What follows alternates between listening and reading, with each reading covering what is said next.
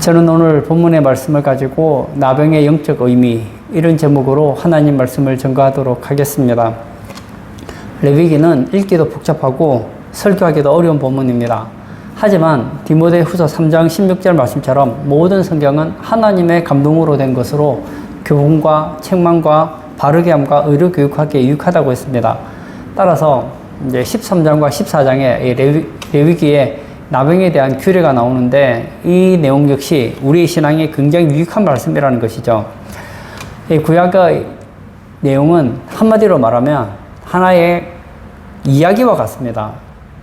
마치 그림책과 같습니다. 신약의 내용은 마치 그 논술과 같습니다. 영어로 표현하자면 신약은 자막이고 구약은 영상이라고 볼 수 있겠죠. 오늘 본문에는 이 나병이라는 단어가 나오고 있는데요. 이 나병으로 번역된 히브리어는 짜라아트라는 단어입니다. 이 단어는 오늘날 우리가 알고 있는 이 한센시 병하고는 다른 병입니다. 왜냐하면 이 한센시 병은 고칠 수 있는 병인데 반하여서 이 짜라아트라는 병은 특별한 질병입니다. 이것은 인간의 의술로 고칠 수 없는 불치병이라는 거예요. 그런데 이 단어를 정확하게 표현하자면 전염성이 있는 피부 질환 이렇게 해야 되는데 너무 길잖아요. 그래서 가장 비슷한 질병 중에 하나인 이 나병으로 오늘 성경에서는 이렇게 표현하고 있습니다. 그래서 저는 오늘 이 본문 말씀대로 나병이라고 하더라도 오늘 우리가 알고 있는 나병과는 약간 차이가 있다는 것을 얘기하고 싶어요. 그리고 이 오늘 성경에 나와 있는 나병은 사람의 피부에만 발생하는 것이 아니고 의복이나 주택에도 발병합니다. 그런데 오늘날 이 사람의 피부에만 발병하는 이 한센시 병하고는 종류도 다르고 발병하는 것도 다르고 치료 방법도 다르다는 거예요. 그래서 오늘 성경에 나오는 이 나병을 볼 때 우리가 알고 있는 일반적인 그런 이제 한센시 병, 나병으로 생각하지 마시고 어떤 전염병 중에 하나, 전염성이 있는 이런 전염병 중에 하나로 생각하시고 이 나병이라는 입장을 접하는 게 좋을 것 같아요. 레위기 13장과 14장에 보면 나병에 관한 규례를 다루고 있는데 이 13장에는 인간과 의복에 대해서 발병된 나병 진단에 대한 말씀이 기록되어 있고 14장에서는 이 회복된 나병 환자의 정결의식과 과혹에 발병된 나병의 정결예식을 다루고 있다는 거예요. 이 나병이 옷이라든지 가옥에 발병할 수 있다는 것은 우리가 살아가는 삶의 현장에서 환경들도 얼마든지 오염될 수 있다는 것을 잘 가르쳐 주고 있습니다. 그래서 저는 오늘 이 나병에 담겨 있는 영적인 의미를 좀 살펴보려고 합니다. 만약 문자적으로 본다고 하면 우리는 나병에 걸리지도 않았고 우리랑 아무 상관이 없지 않습니까? 뭐 나병에 걸렸다고 해서 뭐 머리를 풀어헤치고 나는 부정하다 하지도 않을 것이고 요즘에 나병은 뭐 그냥 병원에 가서 약 처방받으면 충분히 생활하는데 문제가 없잖아요. 그러므로 오늘 본문에 나와 있는 나병에는 영적인 의미가 있다는 겁니다. 그 영적인 의미를 아는 것이 중요합니다. 이 나병은 영적으로 부정을 가리키는 죄를 상징한다는 것입니다. 나병은 문자적으로 그 레위기에 나와 있는 내용에서는 분명히 이건 피부 질환이 맞습니다. 그러나 오늘 신약에 오면 거기에 대한 해석이 달라져야 되는데 그 해석은 뭐냐? 영적인 부정과 죄를 상징한다는 겁니다. 이 나병이 죄의 상징이라는 것은 성경에 여러 가지로 증거를 나타내 줍니다. 성경에 보면 이 나병이라는 것은 하나님의 진노하심으로 즉각적인 발병으로 볼 수 있습니다. 이 구스 여인과 모세가 결혼을 하죠. 그때에 그의 그 형과 누나 미디암이 모세의 지도력에 대해서 비판하다가 어떻게 됩니까? 이 미디암이 나병에 걸린 사건이 있게 되죠. 뿐만 아닙니다. 엘리사의 사환이었던 게하시가 탐심이 들어서 뇌물을 요구했다가 나병에 걸린 것을 보게 됩니다. 또 남유다에 우시아라는 왕이 있었는데 하나님께서 우시아에 굉장히 은혜를 많이 주시고 복을 많이 받았어요. 그랬더니 마음이 교만해진 거예요. 제사를 내가 집례하고 싶다. 그래서 제사장만이 드릴 수 있는 그 제사를 집례하려다가 이마에 나병이 발병했던 것을 보게 됩니다. 그러므로 이 나병은 뭐냐? 하나님의 진노의 병이라 이렇게 볼 수 있습니다. 그리고 나병이 단지 육체적인 질병이었다면 이 질병을 누가 다루어야 됩니까? 의사가 다루어야죠. 근데 레위기에 보면 레위기 13장과 14장에 보면 이 나병은 제사장의 관리 아래 있었다는 거예요. 그래서 나병이 발병한 것도 제사장이 선포하고 병이 낫고 정결의식을 행하는 것도 제사장의 몫이었다는 겁니다. 신약 성경에서 이 제사장은 누구를 가르치느냐? 바로 예수 그리스도를 예표하고 있습니다. 인간의 죄를 진단하고 인간의 죄를 깨끗하게 하실 수 있는 분은 예수님밖에 없음을 보여준다는 겁니다. 그리고 나병에는 특별한 치료약이 없다는 겁니다. 오늘날에는 우리가 알고 있는 이 나병은 약을 써서 나을 수도 있고, 그리고 뭐 약을 통해서 더 이상 그 상태가 악화되지 않을 수 있겠지만, 이 구약시대 레위기 당시에 이 나병은, 이 피부병은 인간의 노력으로 나을 수 있는 병이 아니라는 거예요. 그리고 이 나병이 걸리면 뭐라고 얘기하느냐? 병에 걸렸다고 말하지 않습니다. 부정하다 그럽니다. 그리고 이 나병에서 고침을 받으면 치료받았다고 하지 않습니다. 깨끗하다고 말합니다. 예수님께서도 나병 환자를 고치실 때 내가 깨끗함을 받았다 했습니다. 이것은 이 나병이 단지 육체적인 질병이 아니라 하나님만이 고칠 수 있는 영적인 부정과 죄를 상징한다는 것을 보여준다는 거예요. 그리고 이 나병에 대한 진단은 죄를 깨닫게 하시는 성령의 역사를 상징하고 있습니다. 요한복음 16장 7절과 8절을 제가 한번 읽어볼까요? 그러나 내가 너희에게 실상을 말하노니 내가 떠나가는 것이 너희에게 유익이라. 내가 떠나가지 아니하면 보혜사가 너희에게로 오시지 아니할 것이요 가면 내가 그를 너희에게로 보내리니 그가 와서 죄에 대하여 의에 대하여 심판에 대하여 세상을 책망하시리라. 이 보혜사 성령, 제3위가 되시는 성령 하나님께서 오시면 세상을 책망하신대요. 책망하는데 그 세 가지가 있습니다. 하나는 죄에 대하여 책망하고, 두 번째는 의에 대하여, 세 번째는 심판에 대하여 책망한다는 겁니다. 여기서 이 책망한다는 단어는 야단을 치거나 혼을 낸다는 것이 아니라 마음 깊이 깨닫게 하신다는 겁니다. 이 세상에 있는 모든 사람들은 죄인입니다. 의인은 단 한 사람도 없습니다. 로마서 3장 10절에서 12절에 보면 기록된 바 의인은 없나니 하나도 없으며 깨닫는 자도 없고 하나님을 찾는 자도 없고 다 치우쳐 함께 무익하게 되고 선을 행하는 자는 하나도 없도다. 성경은 뭐라고 얘기합니까? 의인은 없대요. 선을 행하는 자도 하나도 없대요. 문제는 내가 과연 죄인이라는 사실을 깨닫느냐, 여기 문제가 있습니다. 이 죄가 가져올 심각성에 대해서 인지하는 사람은 극히 드뭅니다. 그래서 예수님을 믿으라고 해도 믿지를 않습니다. 마치 롯의 사위들처럼 죄 얘기를 하면 농담으로 여긴다고요. 하나님이 살아계시다고 해도 관심이 없을 뿐만 아니라 교회 다니는 사람들을 이상하게 생각하고 자신이 죄인이라는 사실을 인정하지 않습니다. 또 양심적인 사람은 인정은 하죠. 나는 죄를 짓긴 짓지만 그러나 뭐 천국 못 갈 정도 죄를 짓지는 않는다. 나는 어느 정도 착하게 살았기 때문에 문제가 안 된다고 생각해요. 제가 얼마 전에 한 분의 얘기를 들었습니다. 그리고 제가 그분의 얘기를 하고 싶었지만 참았던 적이 있어요. 그분이 제게 이런 얘기 하는 거예요. 모든 종교는 다 좋은 것이다. 다 천국 가자고 하는 거 아니냐. 예수 믿는 사람은 예수 믿어서 천국 가는 것이고, 부처 믿는 사람은 부처 믿어서 천국 가는 것이고, 다 자기가 믿는 종교만 잘 믿으면 된다 그래요. 왜 그런 생각을 가집니까? 죄 문제를 심각하게 여기지 않기 때문입니다. 모든 사람들이 죄인인데 이 죄에 대해서 심각성을 가지는 사람은 없습니다. 근데 이 죄의 심각성을 가지게 되는 계기가 있습니다. 언제죠? 성령이 우리 안에서 죄를 깨닫게 해주시면 달라집니다. 아, 이대로 죽다가는 심판을 받고 영원한 지옥에 떨어지겠구나 하는 생각을 가진다는 거예요. 여러분, 아무 종교나 믿어도 된다는 이 사상에는 뭐가 있느냐? 자신의 죄에 대해서 심각성을 느끼지 못한다는 거라고요. 철로 역정이라는 책에 보면 이 크리스찬이 나오죠. 이 크리스찬이 주인공입니다. 근데 이 크리스찬이 어떤 전도자를 통해서 성경을 보게 됩니다. 보고 나서 그동안 없었는데 언제부터인가 등에 무거운 짐을 지고 다닙니다. 그리고 가슴을 치면서 웁니다. 나는 망하게 되었다. 나는 망하게 되었다. 왜 망하게 되었습니까? 죄를 깨달았다는 거예요. 이 죄가 얼마나 심각한지 깨달았다는 거예요.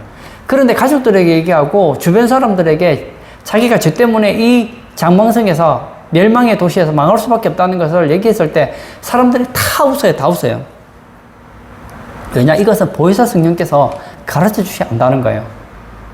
그리고 이 철로역정 2부에 보면 이제는 크리스찬의 부인이 자녀들과 함께 또 순례자의 길을 떠나게 되는 걸 보게 되거든요. 얘기를 듣게 됩니다. 크리스찬이 천국에 가서 행복하게 산다는 얘기를 듣고 자신을 돌아보게 되는 것이죠. 내 남편이 예전에 죄 때문에 고통당할 때 제정신이 아니라고 생각했는데 알고 봤더니 남편이 문제가 아니고 자기들이 문제였다는 걸 깨닫게 되더라는 겁니다. 이 제사장이 나병 환자에게 나병이 있다고 지적해 주는 것은 무엇과 같으냐? 성령 하나님께서 우리에게 죄를 지적해 주는 것과 같다는 거예요. 그러므로 성령께서 우리 안에서 죄를 깨닫게 해주셨을 때에 우리는 어떤 마음을 가져야 되느냐?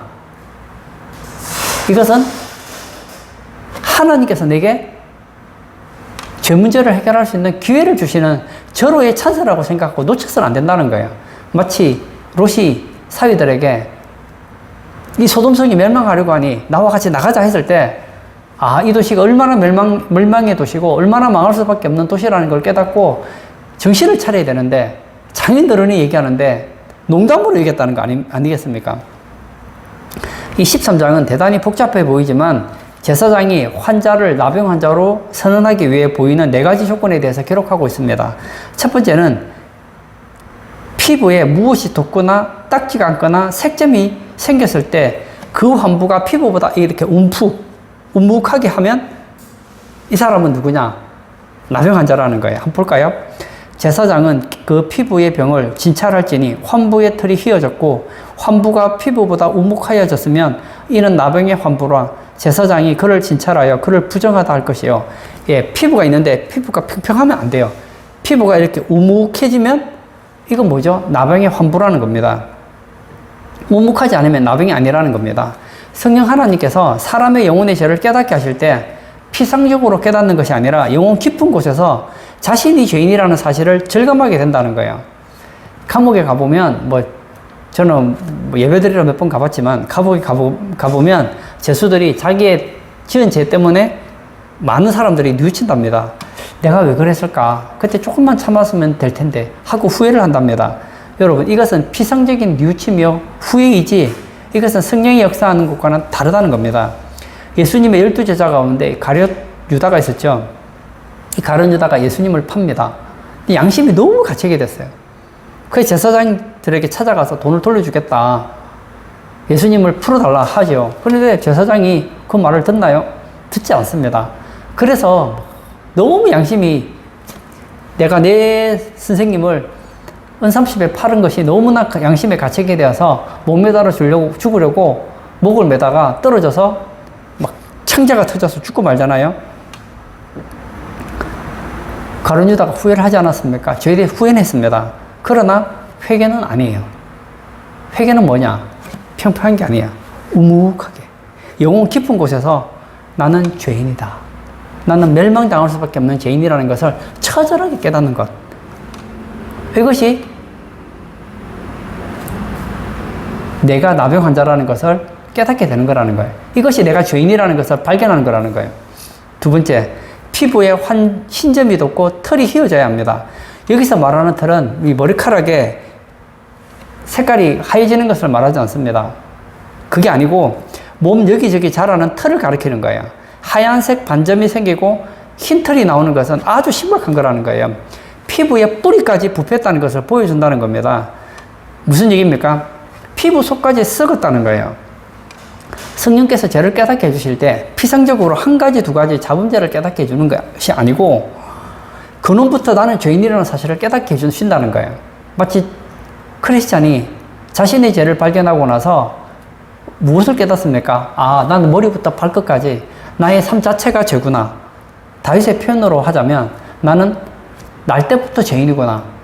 나는 지옥 아랫목에 가야 될 사람이구나. 이것을 깨닫게 한다는 거예요.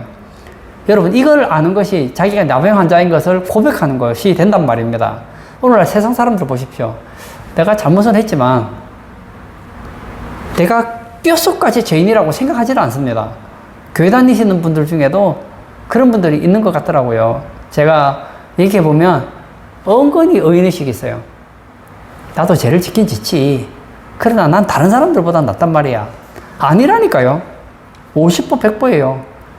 여러분 비행기를 타고 한번 밑을 내려다 보십시오. 내려다 보면 큰 빌딩과 조그마한 빌딩이 있잖아요. 큰 빌딩이든 작은 빌딩이든 위에서 보면요 50보 100, 그게 그거예요. 여러분 인간이 그 의롭다고 하는 것이 하나님의 그 의로운 눈으로 볼 때는 그게 그거예요. 우리의 의는 뭐와 같으냐? 누더기옷과 같다고 했습니다. 천주교는 자신이 구원을 받으려면 인간의 공로 50%, 하나님의 공로 50% 합치면 천국에 가는 것이 가능하다고 합니다. 거짓말이에요. 그래서 천주교는 가짜예요. 왜 가짜입니까? 여러분, 인간은 뼛속까지 죄인이란 말입니다. 하나님이 50%하고 인간이 50% 할 수가 없다니까요. 천주교에서는 자기의 의로서 충분히 천국에 갈 수 있는 사람을 가르쳐서 뭐라고 하느냐? 성자라는 이름을 붙입니다. 성녀라고 붙여줍니다. 이 마더 테레사 또 성녀고, 또 뭐 역사에 보면 뭐 성 누구누구 이렇게 붙인 사람이 있잖아요. 아니라니까요. 성 베네딕트를 카톨릭에서는 이렇게 생각하죠. 이 베네딕트가 얼마나 어려우냐.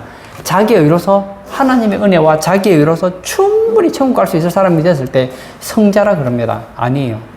누가 성자입니까? 예수 믿고 거듭난 우리가 성자예요. 우리가 성자요. 예수 믿는 우리가 모인 우리 무리가 뭐냐? 우리가 성도라고 해요. 성도. 불교도 마찬가지 아닙니까? 극락에 가려면 어떻게 된다고 가르쳐 줍니까? 착하게. 한마디로 말하면 내가 이 땅에서 어떤 노력을 하면 충분히 갈 수 있다는 거예요. 여러분, 이것은 아직 자기가 나병 환자라는 걸 인정하지 않는다는 겁니다. 여러분, 성령은 우리에게 죄를 깨닫게 하시는데 내가 가진 어떤 것으로는 천국에 가는데 공헌이 되지 않는다는 것을 가르쳐 주신다는 겁니다. 우리가 천국 가는 데 있어서 나의 의는 0.00001%도 공헌이 되지 않는다는 거예요.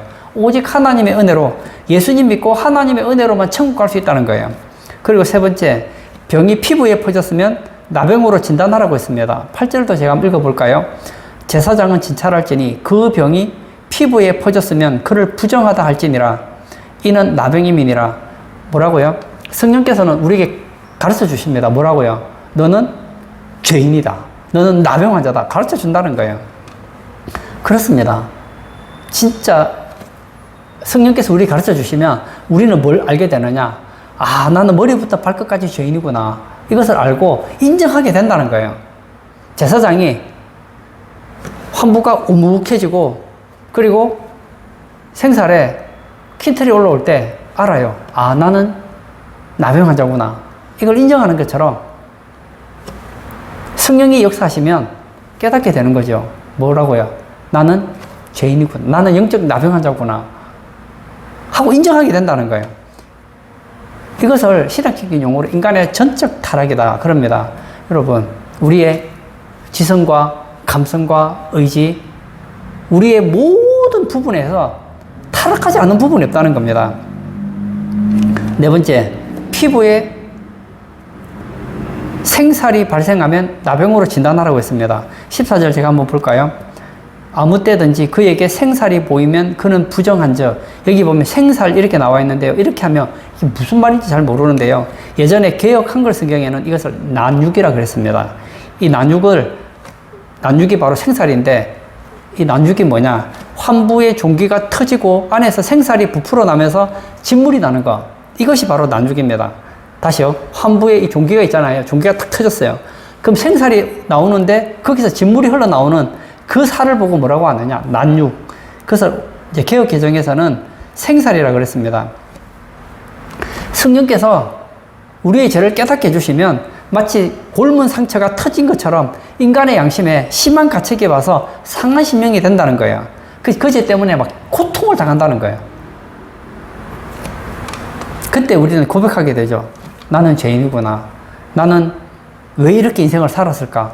나는 천국에 갈 가능성은 제로구나. 나는 망했구나. 하고 고통을 느낀다는 거예요. 시편 51편 17절에 하나님께서 구하시는 제사는 상한 심령이라. 하나님이여 상하고 통해하는 마음을 주께서 멸시하지 아니하시리이다. 그렇습니다. 여러분, 나병 환자는 누구 얘기냐? 우리 얘기예요. 난 나병 환자 걸리지 않았는데요. 당연히 걸리지 않았겠죠. 그러나 영적인 우리는 나병 환자라는 겁니다. 진짜 영적인 나병 환자는 어떻습니까? 알아요. 나는 죄인이구나. 뼛속까지 느껴요. 그리고 그 때문에 고통을 느껴요. 그리고 자기는 고백합니다. 나는 죄인이다. 누가 나에게 죄인이라고 말을 해도 기분 나빠하지 않습니다. 왜? 난 죄인이니까. 어떤 사람이 그러는 거야, 나보고. 당신은 나병 환자요. 기분 안 나빠요. 왜? 난 나병 환자 맞으니까. 인정하는 거예요. 당신은 죄인이요. 내가 뭘 잘못했냐? 내가 무슨 죄인이냐? 아직 멀었다고요. 오늘 예배 참석하신 사랑하는 성도님, 혹시 여러분들 중에 그런 분 계십니까? 나는 교회 다니고 신앙생활을 하지만 나는 그래 다른 사람보다 낫지. 아니에요. 회개하셔야 돼요. 아직 모르셨어요. 나는 예수님 믿지만 그래도 나는 나름 착하게 살았지. 하나님 앞에 갈 때 내 의가 조금은 도움이 되겠지. 아니라니까요. 우리는 머리부터 발끝까지 온몸이 다 썩었다니까요. 여러분 죄에 대해서 여러분 애통해 하십니까? 아, 나는 죄 때문에 망할 수밖에 없구나. 오호라 나여 망하게 되었도다. 이런 탄식이 있느냐고요. 아니면 여러분 혹시 죄에 대해서 후회하지 않습니까? 만약 그렇다면 성령님을 초청하십시오. 성령님, 내 죄를 깨닫게 해주세요. 제가 예전에 교회를 다닐 때였어요. 예수님을 안 믿은 건 아니에요. 예수님을 믿었어요. 근데 교회에서 목사님들이 설교할 때 그런 얘기를 많이 하는 거예요. 회개하라, 회개하라. 그래서 저도 회개하고 싶어요. 그래서 하루는 날을 잡았어요. 아, 그러면 나도 뭐 이제는 좀 회개를 하고 은혜를 좀 제대로 받아야 되겠다. 회개 은혜를 받는다고 하는데, 근데 내가 나를 보니까 그렇게 내가 나쁘게 산 것 같지가 않아요. 그 회개하려고 해도 뭐 그렇게 죄를 지은 것 같지도 않고, 그래서 그때 당시에 이제 침묵기도라는 그런 두란노 경배 찬양에서 나온 테이프가 있었어요. 그 당시에는 이제 테이프 시대니까, 그래서 카세트를 틀어놓고 기도를 하는 거예요. 탁 기도를 하는데 그렇게 막 처절하게 애통이 안 나오는 거예요. 그래서 제가 기도를 했죠. 하나님, 성경을 보면 나는 죄인인 건 분명히 맞는데 이게 피부로 와닿지 않습니다. 제 죄를 좀 깨닫게 해주세요. 성령님께서 오시면 죄에 대하여, 의에 대하여, 심판에 대해서 책망하신다고 했는데 제 죄를 책망해 주세요. 제 죄를 좀 깨닫게 해주세요. 하고 한 달을 기도했나요? 기도했는데 막 갑자기 어느 날 나는 어제의 심령원과 오늘의 심령원이 똑같은 심령원이었는데 갑자기 달라진 거예요. 오호라, 나는 진짜 망할 자구나. 나는 지옥밖에 갈 수 없구나. 이게 피부로 와닿는 거예요. 내가 그 전에 예수 안 믿었어요. 믿었는데 그때는 피상적인 믿음이었다고 한다면 그날의 믿음은 완전히 달랐어요. 아, 예수님이 나를 위해 죽어주셨다는 것이 피부로 와닿는 거예요. 이야, 나 같은 이런 지옥과도 마땅한 이런 나를 위해서 예수님이 십자가에 죽으시다니, 이런 나를 위해서 하나님이 나를 사랑하시고 예수님을 보내주셨다니 생각하니 막 눈물이 막 주체할 수 없이 나오는 거예요. 몇 시간 동안 막 울면서 기도했던 기억이 있어요. 그리고 제가 또 교육자가 되니까 또 저 같은 학생들이 많은 거예요. 애들이 뭐 요즘 뭐 회개합니까? 그래서 제가 설교 시간에 회개에 대한 얘기를 했더니 한 학생이 저를 찾아왔어요. 전도사님 말을 들으면 무슨 말인지는 알겠는데 저는 제가 그렇게 전도사님 말한 것처럼 죄인이라는 것이 잘 와닿지 않습니다. 어떻게 하면 될까요? 제가 묻는 거예요. 그래서 제가 제 얘기를 해줬어요. 그리고는 하루에 나랑 1시간만 약속을 하자. 그래서 저녁마다 1시간씩 다른 기도 하지 말고 내 죄를 깨닫게 해주세요. 내 죄를 깨닫게 해주세요. 내가 얼마나 하나님 앞에 죄인인지를 좀 발견하게 해주세요. 하고 기도해라고 했더니 그렇게 하겠다는 거예요.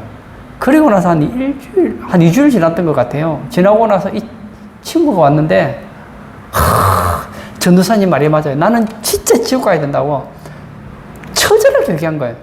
말이 달라졌어요. 레위기 13장에는 이 나병으로 진단받은 사람들이 취해야 될 조치가 나와 있습니다. 45절과 46절 제가 한번 볼까요? 나병 환자는 옷을 찢고 머리를 풀며 윗입술을 가리고 외치기를 부정하다 부정하다 할 것이요 병 있는 날 동안은 늘 부정할 것이라. 그가 부정한즉 혼자 살되 진영 밖에서 살지니라. 예, 나병으로 진단받은 사람은 먼저 뭘 합니까? 옷을 찢습니다. 옷을 찢는다는 것은 나는 천국에 들어갈 의가 전혀 없다는 거예요. 나는 내 의로서는 천국에 들어갈 수 없다는 것을 드러내는 겁니다. 참된 회개를 가진 사람들은 하나같이 옷을 찢습니다. 옷을 찢으면서 기도했다는 것은 나는 의가 없다는 거예요. 나는 천국에 들어갈 자격이 없다는 거예요. 그리고 머리를 풉니다. 머리를 푼다는 것은 뭐 머리를 묶었던 것을 푼다는 것이 아니라 머리에 아무것도 쓰지 않는 것을 말합니다. 이 당시에 이 팔레스타인 같은 경우에 특징이 있죠. 여름에는 굉장히 덥고 겨울에는 굉장히 춥습니다. 여러분 더운 날 바깥에 다녀보세요. 얼마나 더운지 모릅니다. 그러면 모자 같은 걸 쓰잖아요. 겨울에도 추우면 따뜻한 모자 같은 거 써야 되잖아요. 그런데 머리에 아무것도 쓰지 않는다는 것은 나는 하나님의 진노 아래 존재하고 있다는 것을 인정하는 거라는 거예요. 나는 하나님 앞에 진노받아 마땅한 존재라는 것을 인정한다는 겁니다. 그리고 윗입술을 가리고 다닙니다. 제가 이게 행동으로는 못하겠는데 여하튼 여기 윗입술을 가리는 거예요. 어떻게 하죠? 내가 하나님 앞에서 나는 자랑할 것이 없습니다. 여러분, 내가 나병 환자인 것을 깨닫는 사람은 하나님 앞에 자랑할 게 없어야 돼요. 나는 죄인이지만 그래도 하나님 앞에 이렇게 헌신했는데 아직 나병 환자 아닌 거예요. 아직 자기가 나병 환자라는 사실을 잘 모르는 거예요. 그리고는 뭐라고 외칩니까? 부정하다, 부정하다. 나는 부정하다. 사람들 앞에서 지나가다가 사람 만나면 외치는 거예요. 뭐라고요? 나는 부정하다, 부정하다. 사람들 오지 못하도록 해요. 우리가 직접 말로 이렇게 할 필요는 없습니다. 그러나 우리는 사람들 앞에서 우리의 마음으로는 외쳐야 된단 말입니다. 뭐라고요? 나는 부정한 사람이다. 나는 부정한 사람이다. 나는 죄인이다. 그리고 혼자 나가야 한다는 거예요. 이것은 구원은 누가 대신 받아줄 수 있는 성질이 아니라는 겁니다. 대신 믿어주는 것이 아니라는 겁니다. 부모가 예수 믿었다고 해서 내가 구원받을 수 있는 성질이 아니라는 겁니다. 1대1로 영문 밖에 나가서 순환당한 예수님을 개인적으로 만나야 된다는 거예요. 이 정결의식은 나병 환자가 깨끗해졌어요. 그러면 성경님께서 그리스도의 속죄를 적용해 주시는 과정을 보여주고 있다는 거예요. 제가 앞에 얘기를 했습니다. 나병 환자는 사람이 고칠 수 있는 병이 아니라고 그랬습니다. 뭐 약 먹는다고 좋아지는 그런 병이 아니에요. 이건요, 하나님의 전적인 은혜가 있어야만 나을 수 있는 병이 바로 나병입니다. 그래서 나병 환자는 알고 있어요. 나는 부정하다. 나는 하나님께 저주를 받았다. 그런 생각을 많이 가지고 있었단 말입니다. 그런데 그렇게 생각할 것이 아니라 이 나병 환자는 깨끗하게 되는 경우가 있단 말이에요. 그럼 뭘 말해주느냐? 이것은 하나님의 은혜다. 그러니까 내가 나병 환자인 것 때문에 낙심하지 마시고 하나님의 은혜로 깨끗해질 수 있다는 것에 대해서 우리는 감사해야 된다는 거예요. 14장에 보면 정결예식이 그림처럼 그렇게 설명해 줍니다. 1단계는 이 나병 환자가 제사장을 만나야 됩니다. 이것이 중요합니다. 나병 환자가 제사장을 만나지 않으면 내가 아무리 깨끗하다고 한들 인정받을 수 없잖아요. 요한복음 5장에 보면 예루살렘 양문 곁에 베데스다라는 연못가가 있었습니다. 이 연못가에는 하나의 이야기가 전해 내려오는데 천사가 한 번씩 그 못가에 내려오면 물을 동한다는 거예요. 누구든지 그 못에 들어가면 낫는다는 그런 얘기가 있었습니다. 그래서 그 주변에 막 눈먼 자, 뭐 듣지 못하는 자, 걷지 못하는 자, 뭐 온갖 환자들이 있어요. 그 중에 38년 된 병자가 누워 있었습니다. 그 환자는 자기 스스로는 도무지 나을 수 없는 환자였습니다. 그 환자에게 예수님께서 물으시죠. 내가 낫고자 하느냐?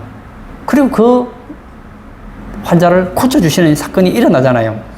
예수님께서 그 사람에게 찾아가서 고쳐주셨다는 거예요. 마찬가지입니다. 내가 아무리 노력한다고 되는 게 아니에요. 예를 들어서 예수님이 없다고 한번 생각해 보세요. 나는 깨끗해지고 싶어요. 나는 저 문제 해결하고 싶어요. 해결하고 싶다고 되는 게 아니라니까요. 예수님이 나를 사랑하시고 나를 위해 십자가에 죽어주셨기 때문에, 죽으시고 부활하셨기 때문에 내가 예수 믿는 게 의미가 있는 거예요. 예수님이 아마 십자가에 죽지 않으셨다면 우리가 예수님 믿어도 아무 의미 없다니까요. 두 번째는 제사장이 산새 2마리를 취하여서 한 마리는 흐르는 물에서 잡고 다른 한 마리는 날려보냅니다. 자유를 주는 것이죠. 예수님께서 피 흘려 속죄하심으로 죄인이 하나님의 심판에서 자유하게 됐다는 것을 보여준다는 겁니다. 그리고 제사장은 백항목, 홍색실, 우슬초를 묶어서 붓을 만든 후에 산새의 그 피를 찍어서 나병 환자에 7번 뿌립니다. 피 뿌림을 합니다. 이것은 성령께서 예수님의 피를 각 죄인의 영혼에 뿌리셔서 죄사함과 자유를 얻게 하고 평안을 얻게 하는 것을 가르쳐 줍니다. 이렇게 죄사함을 받고 나면 어떤 일이 일어나느냐? 성령님께서 내주하십니다. 4단계는 영문 밖에서 피 뿌림을 받은 사람은 이제 옷을 빨고 털을 밀고 맑은 물에 몸을 씻은 후에 자기 집으로 돌아오는 거예요. 근데 바로 돌아올 수 있는 건 아니에요. 7일을 거한 후에 다시 한번 옷을 빨고 털을 밀고 몸을 물로 씻은 후에 가족을 만나게 됩니다. 이 나병 환자로 격리되어 있다가 드디어 그리운 가족을 만나게 되는 것을 가르쳐 줍니다. 이것은 죄사함을 받고 난 이후에 새 사람이 되면 하나님의 가족의 일원이 된다는 겁니다. 여러분, 내가 영적 나병 환자에서, 그러니까 영적 죄인에서 깨끗함을 받았다. 그러면 우리에게 뭐가 생기느냐? 가족이 있다는 거예요. 우리 가족이 누구입니까? 하나님을 아버지로 모시는 사람. 우리는 하나님을 아버지로 모시죠. 예수님 믿는 사람은 하나님의 자녀예요. 내가 하나님의 자녀면 예수 믿는 다른 사람들도 하나님의 자녀잖아요. 한 아버지를 아버지라고 부르시는 그 사람들을 가리켜서 뭐라고 그럽니까? 형제라, 자매라 그러지 않습니까? 그러므로 예수 믿는 사람들은 하나님 나라의 한 가족이 된다는 거예요. 여러분, 예수 믿는 순간 여러분은 모르겠지만 전 세계에 여러분 형제가 얼마나 많은지 몰라요. 보통 보면 뭐 한 10명 되면 뭐 엄청나게 가족이 많다고 하잖아요. 상대도 안 됩니다. 우리 가족은 얼마나 많으냐?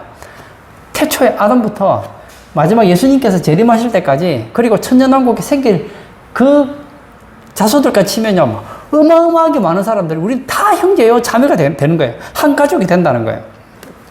그 5번째, 하나님 앞에서 피와 기름을 7번 뿌리고 기름을 3곳에 바릅니다. 이 오른쪽 귓부리하고 오른손 엄지손가락, 그리고 오른쪽 엄지발가락에 바릅니다. 이 기름을 발랐다는 것은 성령이 내주하는 성도가 되어서 성화한 삶을 살아가는 것을 가르쳐 준다는 거예요. 제가 얘기했죠. 아까 피 뿌리면 죄사함을 받습니다. 우리가 예수님 믿고 죄사함 받는 순간 성령이 우리 안에 계십니다. 그리고 그 성령은 우리로 하여금 어떻게 하십니까? 거룩한 삶, 성화의 삶을 살도록 도와주신다는 거예요. 결론을 짓고자 합니다. 이 나병 환자 진단은 안 됐구나. 옛날에 이런 나병 환자 걸리면 참 인생이 힘들구나. 그게 아니라니까요. 우리 얘기라니까요. 인간은 어떤 상태냐? 태어나면서부터 영적인 나병 환자라는 거예요. 이런 나병에 걸리면 특징이 있죠. 자기가 알아요. 몸이 움묵해지고 몸에 흰털이 나고 반점 같은 게 나고 몸이 굉장히 나빠진단 말입니다. 그러면 알아요. 내가 나병 환자구나를 인정하게 되잖아요. 마찬가지로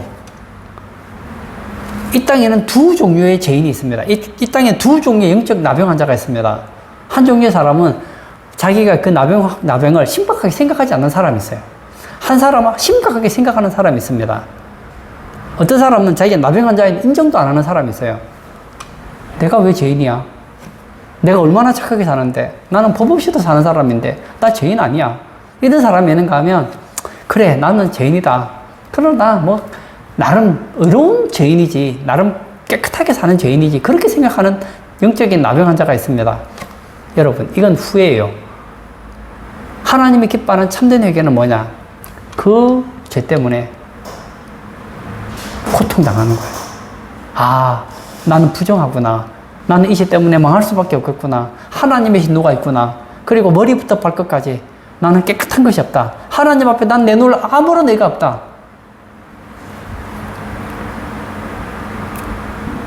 그가 누구죠? 자신이 영적 나병 환자라는 것을 깨닫는 사람이라는 거예요. 어떻게 알게 됩니까? 갑자기 피부가 우묵해졌어요. 뭐가 흰 털이 나와요. 뭔가가 몸에 이상이 생겼어요. 그때 제사장이 와서 깨닫게 해주는 거예요. 뭐라고요? 당신은 나병 환자예요. 그러면 그런가 생각했는데 확신을 가지게 되잖아요. 마찬가지입니다. 이 땅에 있는 모든 사람들은 직접 간접으로 알아요. 아, 나는 죄인이구나. 그러나 성령께서 그 죄를 딱 지적해 주시면 이제 아는 거예요. 어떻게 합니까? 아, 나는 이제 끝났구나. 나는 망할 수밖에 없구나. 화로다 나여 망하게 되었구나. 나를 위해 기다리는 것은 멸망이지 천국은 나와 상관이 없구나. 나는 이 땅에서 불행하게 살다가 하나님 앞에 가는 날 영원한 심판을 받을 수밖에 없구나. 그리고 가슴을 치게 된다는 거예요. 내가 만약 천국에 가게 된다면 나의 의는 1%도 없구나. 이것을 깨닫게 되고 탄식하게 된다는 거예요. 그런데 제사장이 와요. 찾아왔어요. 그리고는 얘기하는 거예요. 당신은 깨끗합니다. 하고 얘기해주면 그 즉시로 어제까지 나병 환자였는데 제사장이 와서 깨끗하다고 말을 하면 깨끗해지는 거예요. 그냥. 마찬가지입니다. 나는 죄 때문에 망할 수밖에 없는데 예수님께서 십자가에서 말씀하셨어요. 뭐라고요? 내가 다 이루었다. 내가 다 이루었다. 내가 너의 그 죄 문제를 해결했다. 나는 죄 때문에 망할 수밖에 없는 영적 나병 환자였는데 제사장 되신 예수님께서 우리에게 선포하시는 거예요. 뭐라고? 너는 깨끗해졌다. 이제 너는 가족에게로 돌아갈 수 있게 되었다. 너는 정상이 되었다. 너는 의로운 자가 되었다. 그러면 깨끗해지는 거예요. 오늘 예배 참석하신 사랑하는 성도님, 여러분, 내가 누구인지를 알아야지 은혜가 되는 거예요. 어떤 분들은 그러더라고요. 내가 예수를 믿어줬는데 왜 하나님은 내게 복을 안 주시느냐 그래요. 아니라니까요. 예수는 믿어주는 게 아니에요. 전도해보면 그런 분들이 있어요. 아이고, 그렇게 전도하니까 그래 믿어드릴 테니까 이제 그만 가세요. 선심을 써요. 그게 아니라니까요. 예수는 누구 때문에 믿는 겁니까? 아내 때문에 믿는 것도 아니고 자식들 때문에 믿어주는 게 아니라니까요. 나 때문에 믿는 거예요. 그런 상한 심령이 있는 사람에게 예수 믿는 건 복음이 되는 거예요. 그런 사람에게는 하나님 은혜가 임합니다. 이런 사람은 겸손하기 때문에 은혜를 받을 수밖에 없어요. 우리 성도님들도 내가 예수 믿는 것이 얼마나 큰 가치인지를 깨달으시기를 바랍니다. 만약 나는 예수 믿지만 이 예수 믿는 것이 별것 아닌 것처럼 느껴진다면, 그리고 여러분들이 생각할 때 나는 그래도 세상에서 좀 괜찮은 사람인 것처럼 생각이 든다면 저처럼 한번 기도해 보세요. 성령님, 제 죄를 책망해 주세요. 죄에 대하여, 의에 대하여, 심판에 대하여 책망해 주세요. 내 죄를 깨닫게 해주시고 내 의를 깨닫게 해주시고 내가 하나님 앞에서 얼마나 심판받아야 될 대상인지를 깨닫게 해주세요. 이걸 깨달아야 예수 믿는 것이 얼마나 복되다는 것을 알게 된다는 거예요. 그래야 해서 정말 복음 안에서 하나님의 은혜와 하나님이 부어주시는 그런 복된 성도님 다 되시길 주의 이름으로 축복합니다. 아멘. 이 시간 한번 같이 기도하기를 원합니다.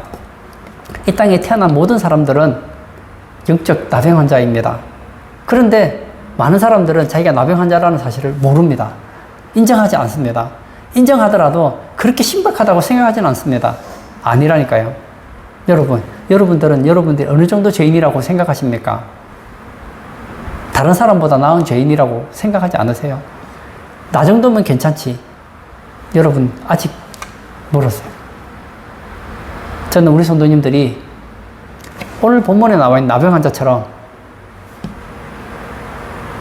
머리를 풀어헤치고 윗입술을 가리고 옷을 찢고 나는 부정하다, 나는 부정하다. 이것이 진짜 자기의 나병을 발견한 사람들의 고백이라고요. 하나님 앞에서 화로다 나여 나는 망하게 되었습니다. 하나님, 나는 부정한 자입니다. 내게는 의가 없습니다. 나는 하나님의 진노를 받아도 한마디도 말할 수 있는 자격이 없는 사람입니다. 하나님이 은혜를 베풀어 주시지 않으면 저는 망할 수밖에 없는 사람입니다.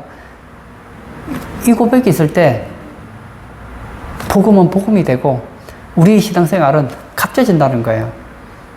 성령님께서 우리의 죄를 지적하실 때 하나님 앞에 영적 나병한 자로서 바르게 반응하시고 하나님의 은혜 속에서 정말 복된 신앙생활하는 우리 성도 되게 해달라고 같이 기도하시고 자유롭게 개인 기도하도록 하겠습니다.